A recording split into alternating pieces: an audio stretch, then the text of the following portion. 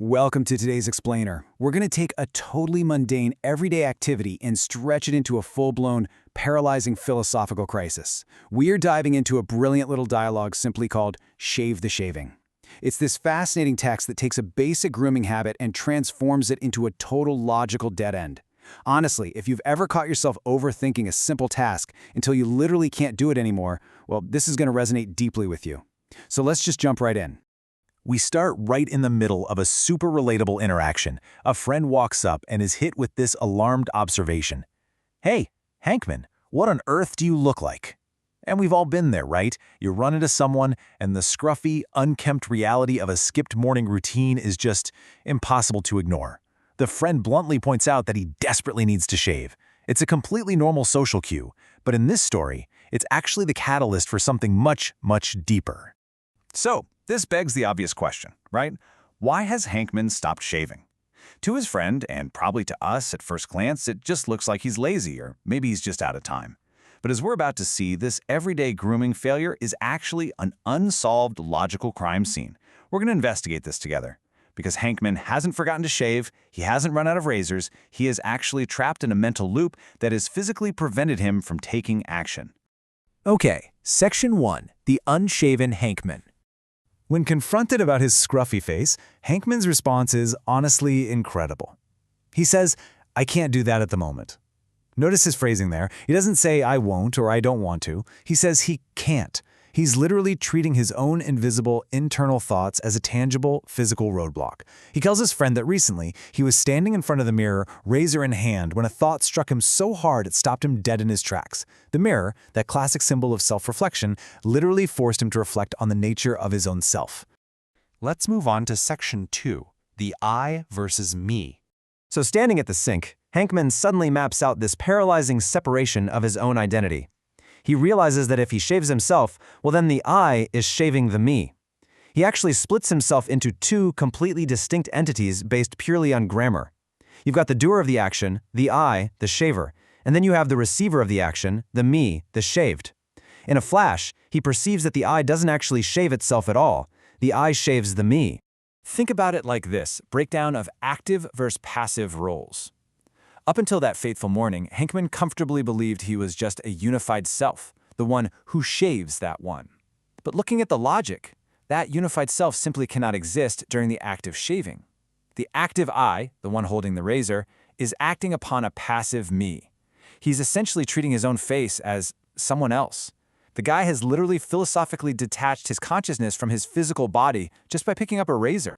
Which brings us to Section 3. Shaving the shaver.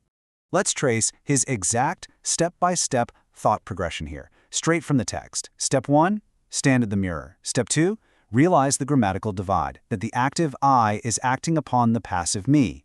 And step 3, he reaches a terrifying logical conclusion. If the one holding the razor is defined purely as the shaver, he cannot shave himself. Why? Because if the shaver shaved himself, then the shaver would be shaving the shaver. And to Hankman, that creates an impossible loop.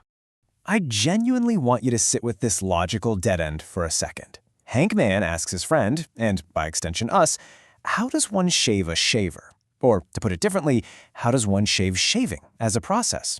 If you are defined entirely by the action you are taking, how can that action be turned back upon the action itself? Honestly, it's like trying to bite your own teeth. And this brilliantly illustrates the climax of the whole paradox. Because his friend, who is seemingly getting drawn right into the madness, actually agrees with him.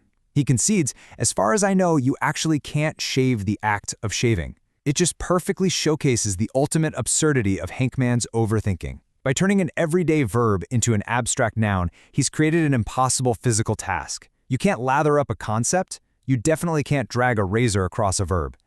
So because you can't shave a process, Hankman lands on this triumphant yet entirely unhelpful conclusion. Exactly. So the shaver must inevitably shave someone else, but not himself. In his mind, to solve this puzzle, he has to figure out exactly who is shaving whom. Until he can philosophically prove the identity of the person in the mirror versus the identity of the person holding the razor, he literally cannot proceed with his morning routine. He genuinely tells his friend he's just hoping to solve the puzzle soon. And that leads us to Section 4. The pragmatic resolution. After humoring these wild, logical loops, the friend steps in and delivers an incredibly grounded reality check. He says, "Does it even matter which of you two shaves the other? The important thing is that it gets done." What a fantastic pivot, right? The friend doesn't try to solve the metaphysical puzzle of the I and the me. Instead, he questions the value of the puzzle itself. He points out that the real-world consequence, having a clean-shaven face, is totally independent of understanding the mechanics of who is doing the shaving. It's a massive reality check back to practical results.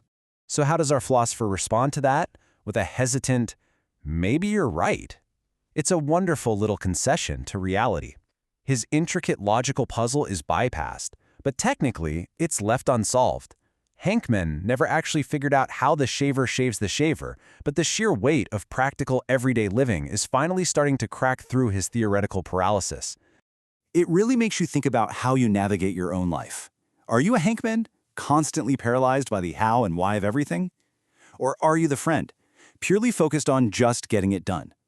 Next time you find yourself stuck, endlessly overthinking a simple task, maybe look in the mirror and ask yourself, who exactly is holding you back?